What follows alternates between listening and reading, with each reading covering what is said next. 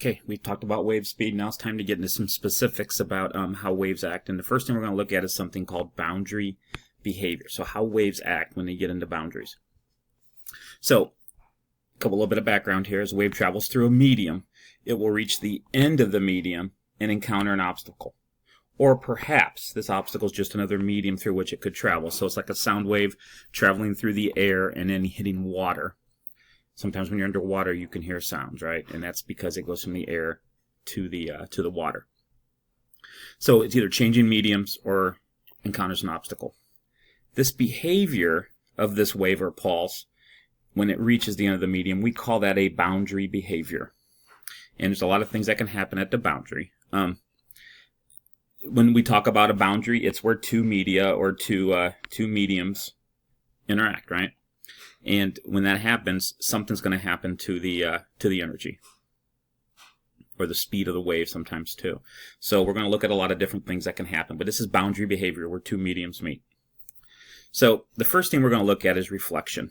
In reflection, the first type is fixed end. So if you had a string attached to a pole tied to it where it's stationary, that's called a fixed end. So this end cannot move; it's stationary. So if we introduce a pulse, so we get a pulse on this, the rope will make a wave. We'll get a transverse wave, right? Because we'll pulse up and down. We'll get a transverse wave, and this pulse will attract to the fixed end. We call it the incident pulse because it is incident towards the boundary. Okay, so this is our initial pulse called the incident pulse. Now, when it hits the boundary, two things happen. The first, a portion of the energy is reflected. And this is called the reflected pulse. So that's what we see here. All right. Now, a portion of the energy also is transmitted to the pole, which vibrates the pole. Now, that's important because the amplitude here will be greater than the amplitude on the reflected pulse. So the incident pulse amplitude is greater than the reflected pulse because energy is lost to the pole. Other things to talk about with reflected pulses, and you probably saw it on the video, is that it's on the picture. I'm going to show it again to you. On the picture, it's going to be inverted. Okay. But here's some other things. The speed is the same, so the speed doesn't change. Reflected does not change. The wavelength is the same, which means the frequency will be the same, okay, when we talk about reflected pulses. The amplitude, though, is less than the amplitude of the incident phase, and the incident pulse, and that's because, like we talked about, we lose energy to the pole vibrating, and when we do that, we will lose some energy. So, since the speed is dependent upon the medium, two pulses in the same medium will have the same speed, irregardless of energy. Let me say that again. Two pulses in the same medium will have the same speed, irregardless of amplitude or energy. Okay? Now here's free end reflection. And what happens with the free end is this will move up and down as the wave gets there. Okay? And so we can look at the study of behavior at free ends or at a free boundary. So here's what happens. The incident pulse comes up, hits, and reflects back with the same rules, except this time it's upright as opposed to inverted. So at closed-end reflection, we saw reflected pulse was inverted. At free-end reflection, it is not. It's right side up. Let's talk about less dense to more dense reflection. Okay, so here's less dense boundary. Here's more dense boundary. So we're going to start a wave, and it's going to go to here, or give it a pulse, whatever, and it's going to go to this boundary. Here's what we want to see happen. A portion of the energy by the incident pulse is reflected and returns toward the left end of the thin rope. So we will get a reflected pulse. So part of it will return. Okay? A portion of the energy is transmitted into the thick rope. This disturbance that continues moving to the right is known as the transmitted pulse. So we'll have so as this pulse gets to here, part will reflect back and part will transmit into the new boundary or into the new medium. So this is what we expect to see. from less dense to more dense. The less dense pulse gets here. Once it reflects, some goes here, and then some goes here. The reflected pulse is inverted when we go from less dense to more dense. A lot to think about. So, less dense to more dense. Pulse hits, bounces back, inverted. That's the reflected pulse. And then part of it is going to be transmitted. But what you'll notice about the transmitted pulse is that it has less amplitude than the incident pulse. So this has less amplitude than this. So some of the energy is going to go towards the reflected pulse. So comparisons that can be made between the transmitted pulse and the reflected pulse. Okay, the transmitted pulse is traveling slower than the reflected pulse. So let's go back and look. The transmitted pulse is moving slower than the reflected. The more dense means it's going to travel slower. The transmitted pulse has a smaller wavelength than the reflected pulse. So once again, wrong way. The transmitted pulse has a smaller wavelength than the reflected pulse, and you can see that by the way it looks. The speed and wavelength of the reflected pulse are the same as the speed and wavelength of the incident pulse. So let's look back.